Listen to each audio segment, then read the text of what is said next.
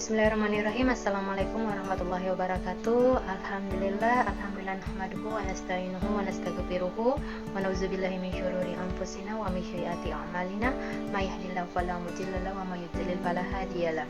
Asyhadu an la ilaha illallah wa asyhadu anna Muhammadan abduhu wa rasuluhu amma ba'd. Alhamdulillah, pada kesempatan ini saya Amir Ratu Wasikal akan membawakan materi akidah akhlak yang membahas tentang beriman kepada kitab-kitab Allah. Oke, kita masuk dalam pembahasan pertama, mengerti pengertian kitab dan suhuf. Al-Kutub adalah bentuk jama dari kata kitab yang berarti sesuatu yang ditulis, sedangkan suhuf merupakan lembaran-lembaran atau wahyu Allah yang disampaikan kepada Rasulullah, tetapi tidak wajib disampaikan atau diajarkan kepada manusia. Dan kita juga harus mengetahui perbedaan dari kitab dan suhuf. Nah, isi kitab lebih lengkap daripada suhuf, sedangkan kitab wajib disampaikan kepada manusia dan suhuf itu tidak. Kitab dibekukan, sedangkan suhuf itu juga tidak. Kita akan mengetahui beriman kepada kitab-kitab Allah. Nah, beriman kepada kitab-kitab Allah Subhanahu wa taala adalah beriktikad atau mempunyai keyakinan bahwa Allah mempunyai beberapa kitab yang telah diturunkan kepada nabinya.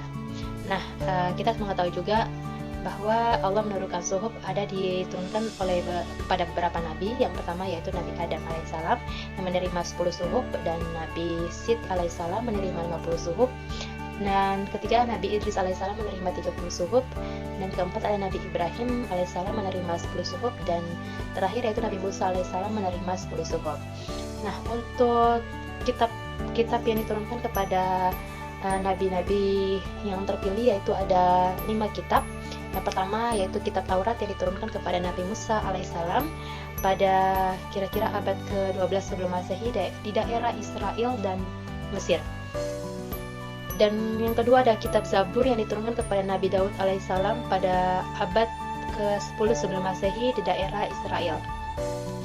Dan yang ketiga ada kitab Injil yang diturunkan kepada Nabi Isa alaihissalam di daerah Yerusalem pada permulaan abad pertama. Dan yang keempat yaitu ada kitab Al-Quran yang diturunkan kepada Nabi Muhammad SAW di daerah Mekah dan di Madinah pada abad ke-6 Masehi. Kita akan mengetahui perbedaan dari kitab-kitab Allah. Ada perbedaan konsekuensi keimanan antara iman kepada Al-Quran dan iman kepada kitab suci sebelumnya. Kalau terhadap kitab suci sebelumnya, orang Muslim hanyalah mempunyai kewajiban mempelajari, mengamalkan, dan mendakwakan kandungan karena kitab-kitab suci tersebut berlaku untuk umat dan masa tertentu yang telah berakhir dengan kedatangan kitab suci yang terakhir yaitu Al-Quran. Dan selanjutnya kita akan mengetahui kandungan atau intisari yang terdapat dalam kitab Taurat. Yang pertama yaitu dia memuliakan hari Sabtu dan menghormati ayah ibu, serta intisari yang terdapat yaitu melarang atau memenuhi sama manusia, melarang berbuat zina, melarang mencuri, melarang menjadi saksi palsu, dan melarang keinginan memiliki atau menguasai hak orang lain. Dan kandungan yang terdapat dalam kitab Zabur yaitu memiliki pujian dan penghormatan kepada kemuliaan Allah Subhanahu wa taala beserta sifat-sifatnya, memiliki nasihat-nasihat kebaikan, memiliki kisah para nabi dan rasul yang akan datang, memiliki kisah tentang umat dan kaum terdahulu, dan memiliki ungkapan kehidupan Nabi Daud alaihissalam serta zikir dan doa. Dan intisari atau kandungan yang terdapat dalam kitab Injil yaitu memerintahkan mengesahkan Allah Subhanahu wa taala, membenarkan keberadaan kitab Taurat dan menghapus beberapa hukum dalam kitab Taurat, menjelaskan akan datang rasul setelah Nabi Isa alaihissalam yaitu Nabi Muhammad SAW. Yang berikutnya memberikan panduan menjauhkan diri dari ketamakan dunia dan melarang menyekutukan Allah Subhanahu wa taala dengan benda atau makhluk lainnya. Dan intisari atau kandungan yang terdapat dalam kitab terakhir kita yaitu Al-Quran yaitu ada akidah, ada akhlak, ada dorongan dan membimbing akan hikmah-hikmah alami.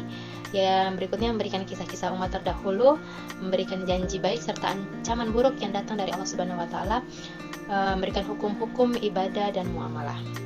Itulah intisari dan kandungan yang terdapat dalam kitab-kitab yang kita ketahui.